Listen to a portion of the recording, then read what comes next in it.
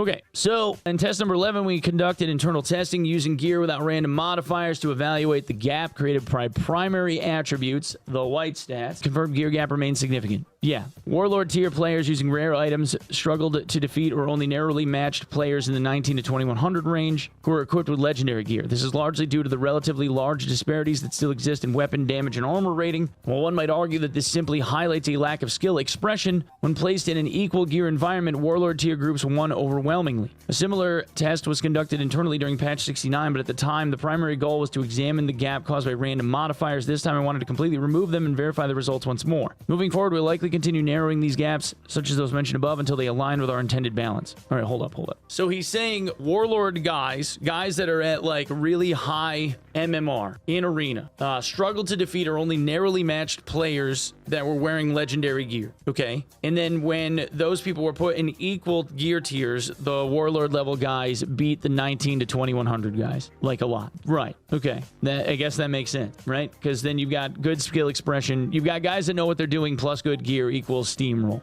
I mean, yeah. Additionally, in line with my original design intentions, we plan to adjust the base health so that the fighter who represents average stats across the board has 100 HP. He will also be adjusting the health scaling curve to ensure that high vigor does not result in excessively high health. According, if weapon damage, skills, or spells deal disproportionately high damage under this new system, we plan to make appropriate adjustments. One of the biggest issues with the current random modifier system is that even the lowest possible value for certain attributes is still too high. Because of this, other attributes are adjusted to match that high baseline, which leads to overall inflated values. When these inflated stats are spread across 11 gear slots, each potentially have up to 4 or 5 modifier lines, it results in excessive gear gap. While the multi-line random modifier system is certainly fun and adds variety, we've decided to shift that kind of diversity toward perks and skills instead. Going forward, we plan to test a more restrained version of the system in order to better control gear balance. I mean, not for nothing, okay? Like, I think they're fucking up with the whole, with a lot of the stuff that they're doing. I think that the way that they've monetized their game in a lot of ways is taking advantage of people. For the pay for advantage thing, which I have said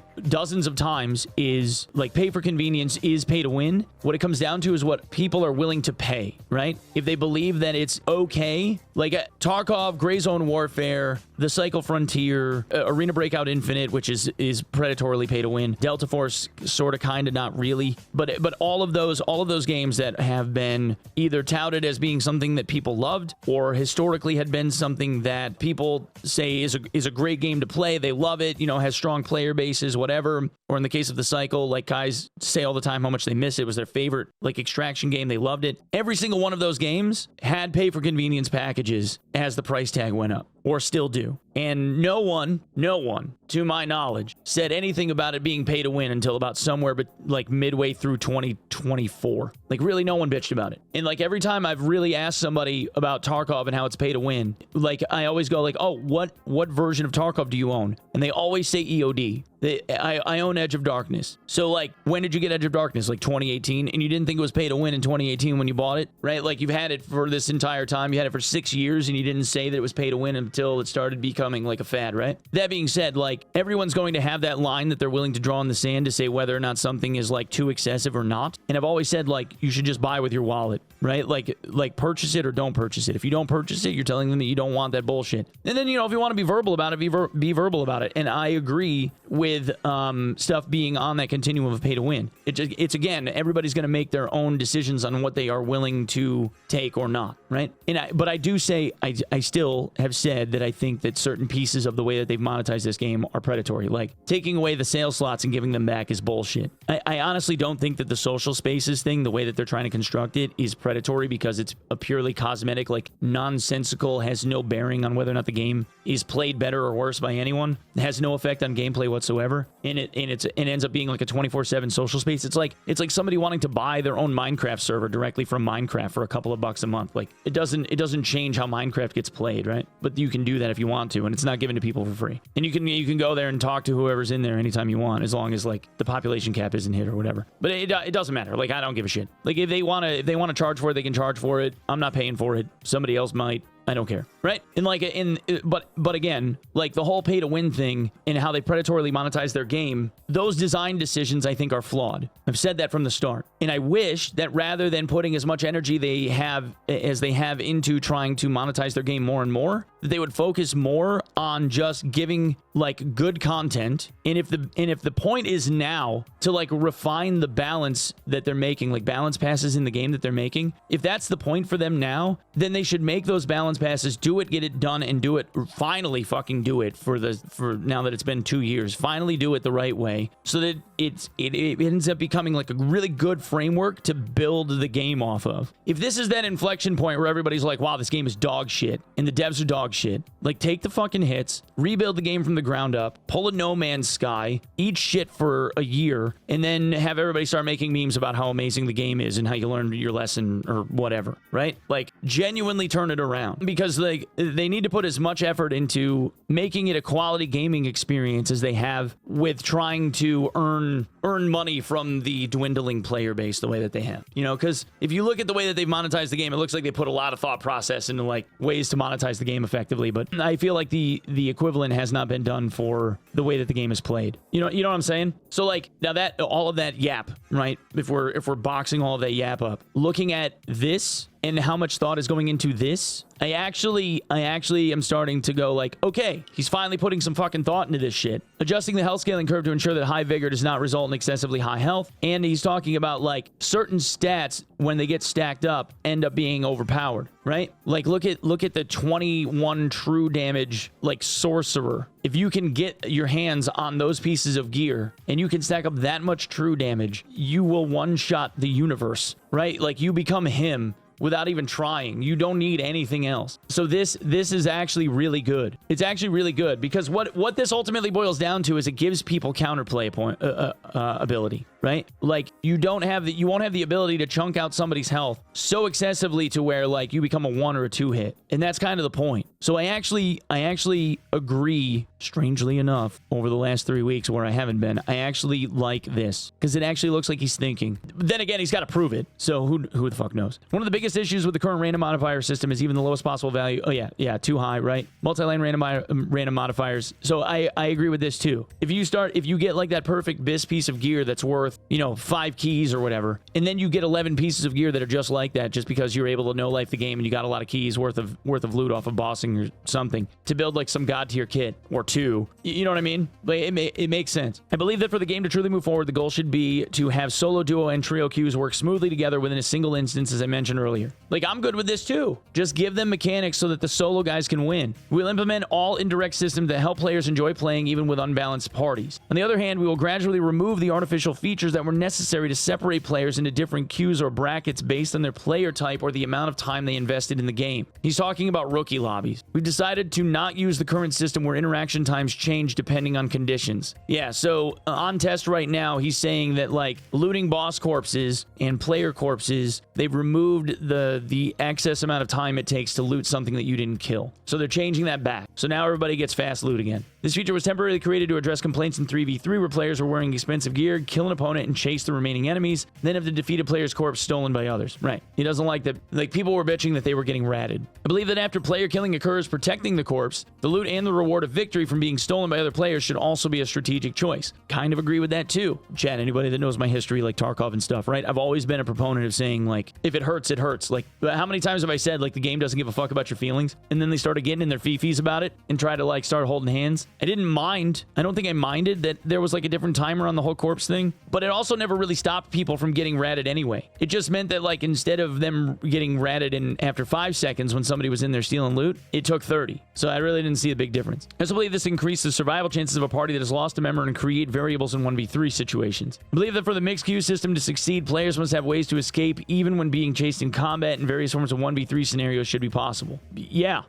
If you're going to force a solo to play in a trio queue, they definitely need the ability to be able to win. We'll be bringing back the fast opening fixed escapes that was tested early in the CMM, and if the circle hinders this playstyle, it will be removed. To explain the background behind the reintroduction of the circle, we introduced PvE and divided normal and high roll into various brackets. Our goal was to offer a more casual environment for casual players and a more hardcore environment for hardcore players. At the time, many hardcore players were suffering from rat. Those would enter with minimal gear and play like hyenas. areas. So we aim to create an environment where these players would struggle to thrive and where well-equipped high-tier players would have to compete with one another to survive. Yeah, because the guys wearing gear were getting tired of having to kill people that didn't have any on, which is happening now anyway. For the time being, I don't plan to artificially create or enforce such controlled environments. If the circle, which forces PvP in the mixed queue environment, ends up hindering that vision, it will be removed. Okay, all right. If 1v3 is possible, then gear will be broken on average, or it will be useless, right? Like, it's either going to be that the gear is broken or it's going to be like dog, right? Targo didn't balance anything. Naked or Chadworth Chaddington, 1 man of 5 stack. It's open season. Yeah, so the big difference there is, like, ballistically speaking, if you're talking about like guns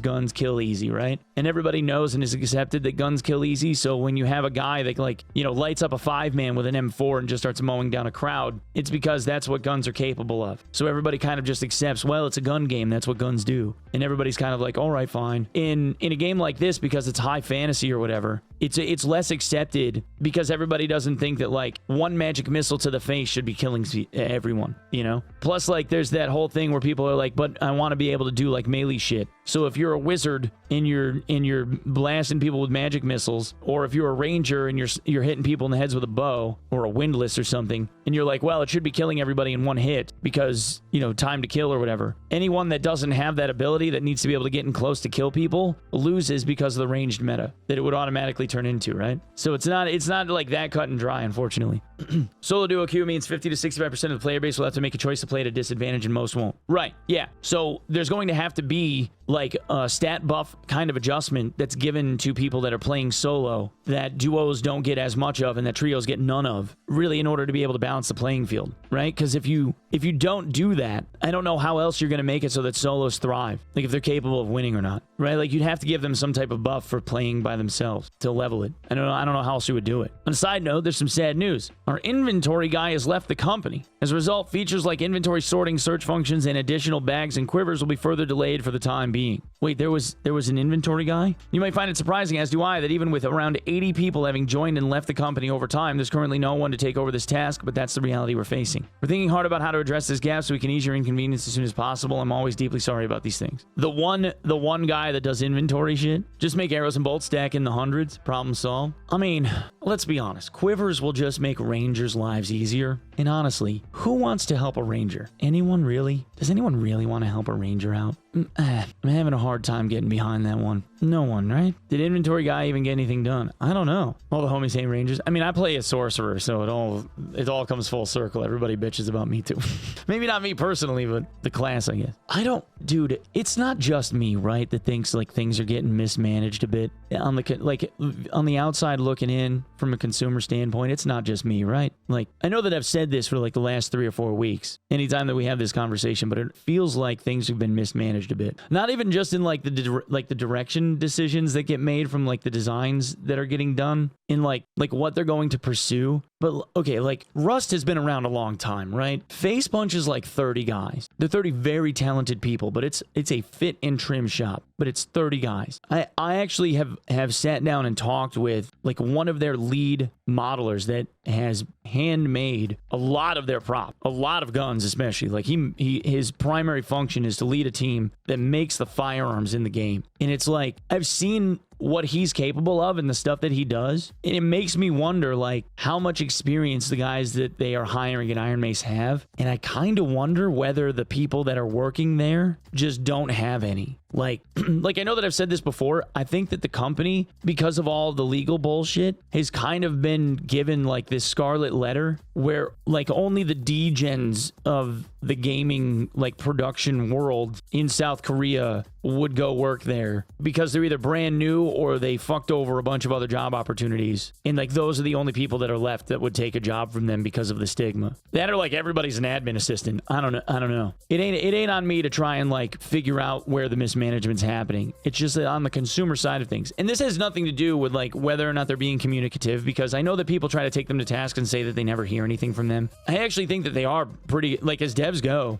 if you look at like other development companies and like how much they interact with the community and like lead devs talking to the community at large, Shit doesn't happen that often. Like it really doesn't. There'll be they'll do like a video dev blog kind of thing where like the lead dev will talk about something in a scripted form, and like they'll do like a little video thing like every other week or something, but you never see like a weekly or bi-weekly patch notes. Then that shit never happens. Nobody does that shit. And like, God forbid, like somebody like Nikita actually talks to people and says anything. Like you get some awkward tweet once in a while where he's like throwing shade at somebody. But for the most part, like those guys, they get on camera once every 6 months to talk about like the next wipe. And then he fucks off to Dubai and starts like DJing at nightclubs and shit instead of being at the studio. So do you have any clue if they talked about PvE? They didn't say anything about adventure mode in here, but he did make a note like up above in the kitchen channel. He made a note up above about how like adventure mode was like too handholdy. So I don't know, like people think that like maybe it's not on test because they want people to focus on like the PvP balance, and that's kind of like the point of running things back on test, which would make sense. But he said like all the remarks that he's made about adventure mode since adventure mode got added have not been positive. So I don't know if he's taking it, if he's keeping it or not. Like I actually don't mind adventure mode for a game like this because I think that it's brutal. I actually think that this game is more brutal than Tarkov, because in Tarkov's case, like any lucky ass with a USP can sit in a bush making zero noise and wait for somebody to walk by and shoot them in the back of the head. Everyone can get lucky like that. If you are a rogue with no gear, right, and like a blue dagger sitting in the shadows waiting for somebody to walk by so that you can stab them in the back, if they have good enough stats, it won't matter that you did that. They'll just turn around and end you, right? There's no like surprise you're dead. There's none of that. In Tarkov, there's surprise you're dead, right? But there's none of that in this game. So I think that in a lot of ways, this game is more frustrating than Tarkov because of how it's constructed. I think it's like heavier handed in favor of people that not only know what they're doing, but also have stuff. I think it will always be that way. But I think that the gap between people with stuff and experience versus people that are new is significantly larger than Tarkov's. Why adventure mode inventory connects to live PvP mode? I mean, I understand the logic behind it. If the idea is that like farming adventure mode gets you purples, and then those purples are things that you could outfit a character with to go into PvP mode to feel like you're relatively competitive. If the game's all about gear checks, right? If you have the ability to do that, then you can kind of like graduate yourself slowly into the PvP side of the game. You know, get your ass kicked, go back, farm more gear, go back out, get your ass kicked again, go back, right? Because the guys that are kicking your ass when you're wearing full purples are dudes that are wearing legendaries and uniques. It's not people that like know what they're doing and they're wearing greens. So like in a way, I understand the logic behind it, because it's just you're just outfitting a character to feel like they can be somewhat competitive in a hyper competitive environment when you graduate out of it. Opinions on people calling for streamers who abused artifacts in arena to be banned. What's your opinion? 10 banned for bug exploit abuse. So that's in specific reference to a Noogie and somebody else that were bringing in artifacts into arena. You had, chat, for those of you that don't know, the way it worked was when as soon as you hit go to queue for arena, you could bomb out to your inventory while you were in queue. And if you were quick, you could drag and drop an artifact weapon or anything else for that matter into your like personal inventory before the queue popped and you went into arena. Was how it worked. So then you would have guys that aren't supposed to have uniques using uniques in arena, like trucking people. So this isn't even really my opinion, but the devs said in a PSA that if you were abusing the exploit, you would face suspension and or bans, right? If they are going to remain true to their word and be consistent across the board for everyone, then that's what should happen. Especially if it was being broadcast and there was proof of it. That absolutely should be what should happen. 100%. They did it to so bad for teaming. They should absolutely do it to streamers that do it. Not because I dislike them or anything, right? But if you break the rules, you break the rules. Like, I got nothing to do with that. Like, it's dumb. But the whole thing is stupid. It should just be a focus lens on the devs being what I consider to be, they come off like they are just blind mole rats digging in the dirt trying to figure out where food is. They have no fucking idea what they're doing. And they look lost. Like, they honestly are standing there like scratching their heads like a monkey trying to do a math problem, wondering how they're gonna fix shit. And instead of focusing on that and like just making like some yuck jokes about it, it turns into this like tirade about how they're malicious and how their monetization is like hyper predatory. There are pieces of it that I still say need to be changed and should be. They give us our fucking sales slots back, you assholes. In how the fuck are free-to-play people supposed to be able to play, like, the video game if they can't bring in any of the gear that they're finding in normals? If a free-to-play player is relegated to only being able to play normals, how the fuck are they able to bring in the gear that they're looting from normals when normals are white gear only? Nothing makes any fucking sense. Okay, like, that should be the shit that people are bitching about. It shouldn't be about, like, this, like, content creator tries to eat another content creator, and then because one content creator says no, like, they're a fucking shill, and, like, all the back and forth. It's so fucking dumb. So fucking dumb. Fuck free to play, it's a glorified demo. I don't agree with the idea, like, and we've talked about this before, I disagree with the idea of taking things away from people that when they've already had them. I've made a few different videos about this, where it's like, people got used to playing solo and duo for over a year, and then you took it away. People got used to playing adventure mode, and now there's rumor of people having taken that away in the future. They are sales points. People would ask the question, can I play as a solo in this game? Yes, there's a solo queue. Fuck yeah, I'm buying it right now. So you got money out of somebody for a game mode that no longer exists. That is a problem, right? Or you've restricted things that people were used to doing for like 6 months or more. Like, taking that away from people is shitty business. How cooked is the game? If they don't, dude, they need to throw a fucking Hail Mary or it's fucked. Like, and that's the point. Like, I've been trying to make those points, like, measured thought through takes on, like, things that they need to do to repair their, like, awful image, and how, like, the shit that they're doing right now doesn't make sense because none of it looks like it's thought out. But that doesn't mean that I'm going to try and crucify them over rumor mill bullshit, or a disgruntled former employee, or drag a guy like Soma, because you're trying to get all of these side plot points in the argument at the same time that you're trying to say Iron Mace bad. You're trying to, like, paint everybody else in all this stuff and say, like, all these other guys are complicit, everybody's evil, and I'm the good guy. Like, bro, just pay attention to the one fucking thing that's, like, the main idea. Leave everybody else to live their lives, especially if you don't know any damn different. So, like, guys, and I know that, like, I'm soapboxing a little bit, but in all honesty, if there is a message that I could give people about, like, my entire viewpoint on this, it would be the last 10 minutes of Yap. Honestly, it feels like what it looked like was, like, he was like, Iron Mace is awful, and this is why. But if that isn't bad enough for you, then here's all these other awful things that these other people are also involved in that also makes them awful, right? Like, and this is why everybody else other than me is a bad person. And it's just like, bro, like I said, it's like I'm Dane Cook at the end of Waiting. Like, what the fuck did I do?